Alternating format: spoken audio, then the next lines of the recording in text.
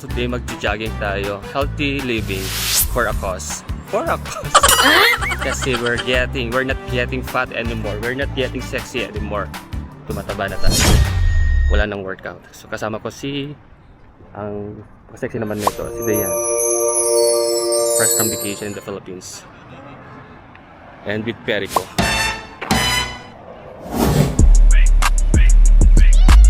Ganito ang sitwasyon dito sa Aspire Park. Ang daming tao. It's family day, picnic day.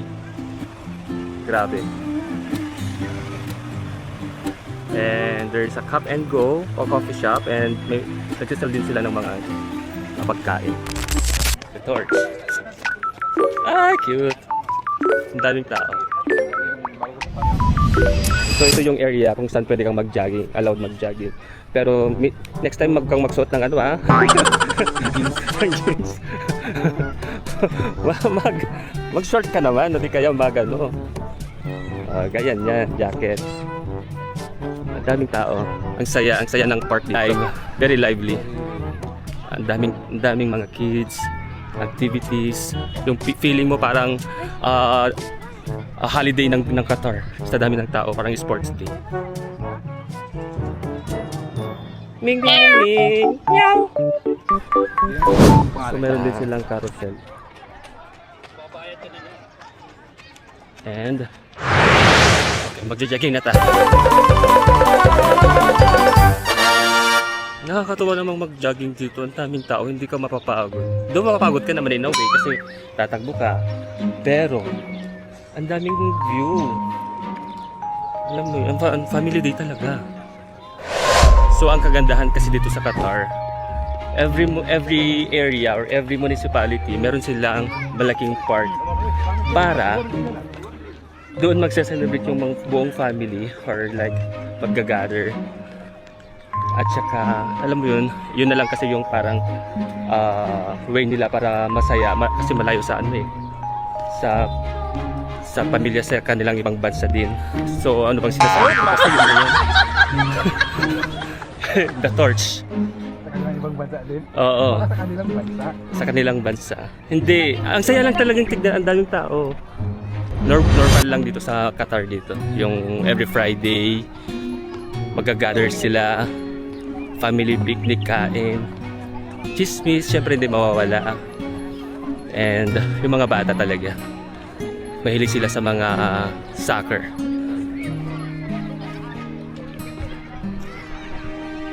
Ang kagandahan pa dito, ang daming mga puno. So tatawid kami, dadaan tayo sa pedestrian lane. So ito yung tatahakin namin, di ba? Tatahak. Lalakarin namin. And according sa aming trainer, mga 5 kilometers daw ito. So, sige. Videohan mo ako, tatakwa ko. Saan ko ba yan? Okay. Sorry naman.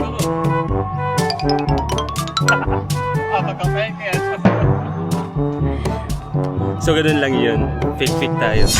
Pinapromote ko itong DJI Osmo Action 6 kasi Wala ko yung latest. quality naman kasi. Ito yung pinaka-latest. Yung latest. Yan Yung sunod. Oo. Kasi mayroon siyang 30? action 30? 30k. Pero yung ngayon, parang nag-increase sila. Baka siguro marami in demand siya or something. Parang 33,000 na ngayon eh. Pero alam mo sa ano? Dito sa Qatar, 36,000. Mas mura sa Pilipinas, mas mura bumili sa Pilipinas. Kaya advice ko sa inyo, kung dito kayo sa Qatar, bibili kayo ng gamit or ng gadget sa Pilipinas, mas mura siya. Ang maganda kahit nagja-jogging tayo, hindi siya yung alog-alog kasi naka-stabilize siya. So maganda pa din yung kuha niya, yung parang kapag tumatakbo ka hindi siya umaalog-alog yung video niya. Kaya ko siya gusto kasi action nga siya. So when you travel, when you jog, when you go to akit sa mga napagod agad. Like pupunta ka sa mga hiking.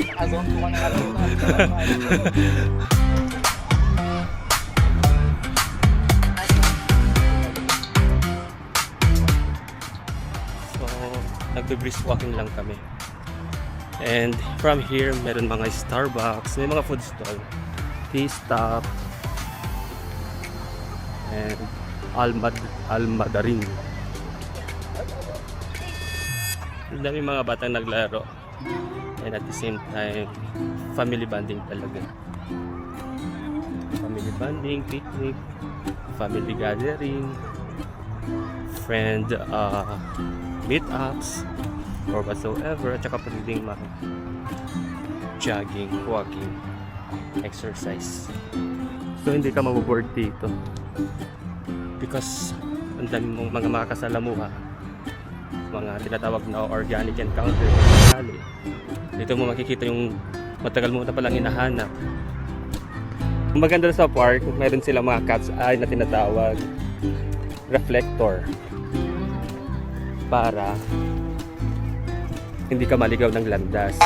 Kasi minsan meron nang guide nagsa-shortcut papunta sa kabila. Nakahugot ko pa no? Kasamang hugot. February na, February 13, and siguro mapopost ko to after a week or two. So dahil sa katamaran, pero alam nyo yun, February na pero patapos na yung winter. Supposedly mga March pa sana yung matatapos yung winter. Dapat nga naka-jacket pa kami ngayon. So hindi namin nasulit yung mga jacket namin for this year. Oo, dapat ngayon sobrang lamig pa. Oh, wala. Ready oh. There's a celebration. So dito, pwede ka rin mag-gather ng mga celebration. Small celebration lang naman. With your friends, families, and safe naman kasi dito. So hindi mo na kailangan mag-attend ng or mag-rent ng mga hotel just to make it big celebration or make it parang pasosyal. Dito pwede na kahit sa park lang. It's that thought that counts and the effort.